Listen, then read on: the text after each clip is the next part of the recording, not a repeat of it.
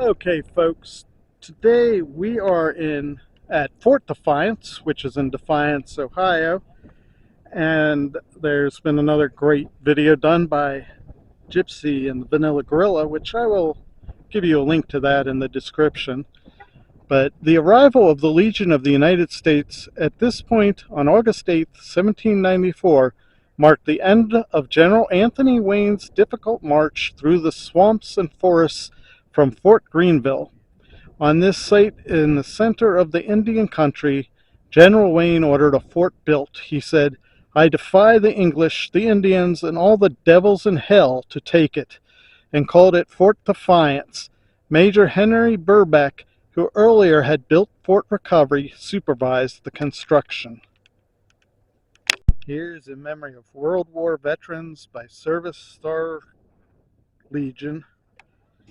And we are at the old library of Fort Defiance, which I was told is made out of part of the stones from the old fort.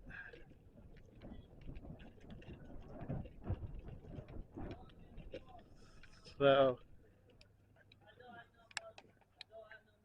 real cool.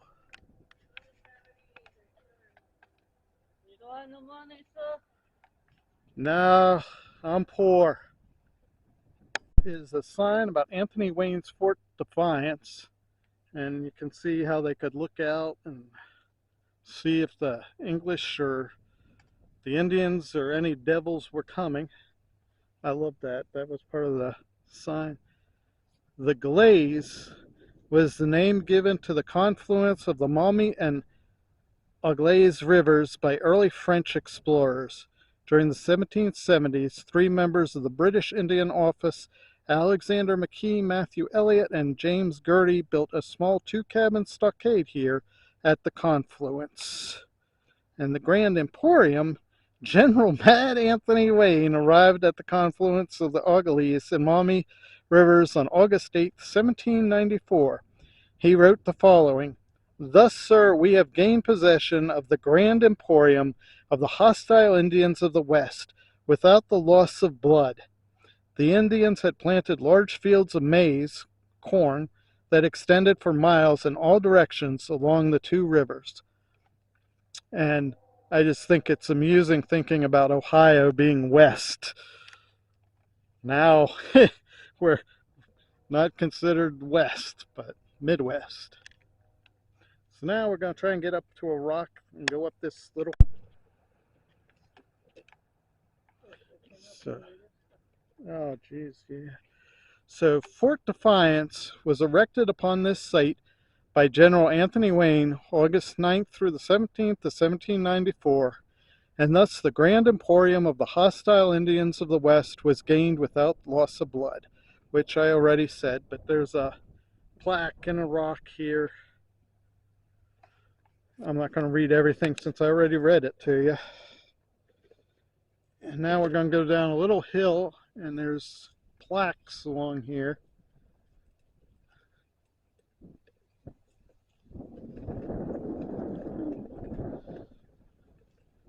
Thanks. And it's called South Blockhouse Garrison's Food Preparation Area. Fireplace located in corner. So this is where the blockhouse was. And we got Old Glory flying. God bless America. And over there, Old Glory and a prisoner of war flag. Let's see what Fort Defiance Flagstaff. All land north to Canada is surveyed on baseline running from this point. And you got Legion of Anthony Wayne, the construction of Fort Defiance, reinforcement work. Anthony Wayne defeated the Confederation at the Battle of Fallen Timbers on August 20th, 1794. The retreating Indians were locked out of Fort Miamis by the British Allies. Wayne noted the artillery mounted at the British fort upon returning to Fort Defiance. And then there's Frontier Fort from 1794 to 1796. As Anthony Wayne marched up the Maumee River to Cheektowaga, Fort Wayne, Indiana, another Native American stronghold, he placed Major Thomas Hunt in command of the garrison. Major Thomas Cushing was second in command of the 200 to 300 remaining men. Many of the troops were either sick or recovering from wounds received during the Battle of Fallen Timbers. And this was the location of the bake oven. 3 separate fire basins with one central chimney were located here. There may have been an oven-like platform located above the basins for baking. This is really interesting. It's just stones there, but go whatever you are. I don't know what you are on me. Oh, sorry. Oh, I thought somebody was walking a dog. There's Jeff playing with his car, which I thought somebody was walking a little dog. I'm actually driving right on where the outside of the fort was. You can see the stones. Okay, those stones actually is the outside of the fort. And here was the location of the powder magazine. Evidence of a stone or shale storehouse was found in this general area. The gunpowder may have been stored here below ground level. Shale slate building material was plentiful along the Augalese River. So this is the East Blockhouse, which was troop quarters located on both first and second levels. And then you can look out on the river there. That's a pretty view. And we have a cannon over here. What you see? There is a bird flying up there. I don't know if it's on there.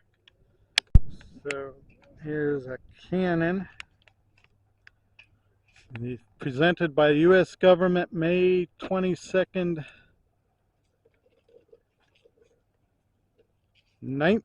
what does that say, 1896?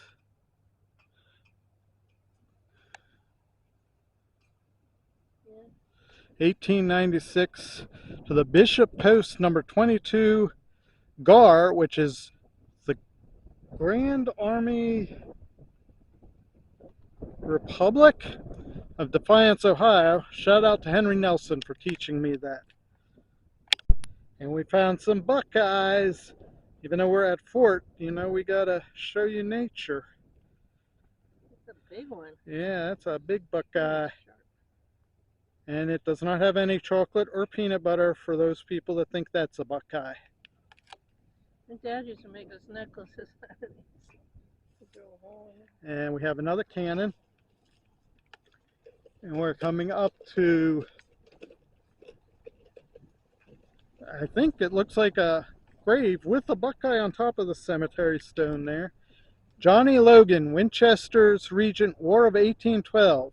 November 25th, 1812, Shawnee Scout.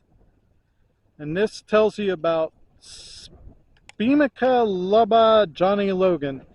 In September 1786, Captain Benjamin Logan of Kentucky captured a young Indian boy during a raid across the Ohio River on the Mackinac tribe towns of the Shawnee Nation.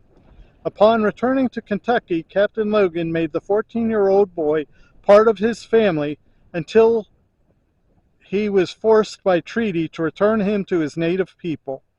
From the period of residence in Kentucky to the time of his death, Johnny Logan, as he was named, was a friend of the United States. Following the declaration of war against England in 1812, he joined the American service. He was employed by the Indian agent John Johnston as Pequot to help evacuate Ohio women and children living near Fort Wayne. The siege of that fort was later lifted by the combined force of Kentucky and Ohio troops under the command of General William Henry Harrison. And the Buckeyes are falling all around us. Fort Defiance, 1794. Here in 1794, General Anthony Wayne built Fort Defiance during the Indian Wars prior to the Battle of Fallen Timbers. Okay, so this here says Logan Elm, 1835? 1935. No, I think it's supposed to be 1835 PWD? T. TWD. What exactly that means, we're not sure. And here was the North Blockhouse. Artificer and blacksmithing activities took place in this area. Is that how you pronounce that? I'm not even sure what an artificer is, but anyhow, it took place here. It is a cross section of trench, which you can see down there. Going down. A trench 16 feet wide by 8 feet deep was dug on these sides of the fort. Earth removed from the trench was used to form a 6-foot-high earthen parapet next to the fort's wall of pickets and exterior sides of the blockhouses. The parapet was reinforced with fastenings.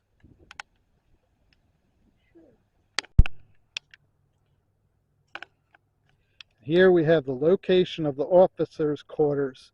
Officers stayed in their own log structure. It may have been divided into 4 rooms. Enlisted men were quartered within the 4 log blockhouses. All structures had fireplaces. And this area here is Fort Defiance. And Kathy likes the lamps. I know. Oh, that one probably will be easier to get.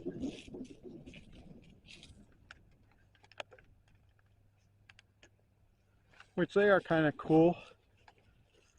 And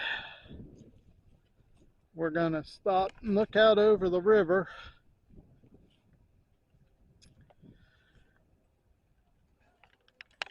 And let you all know. So if you like this type of video, give us that thumbs up.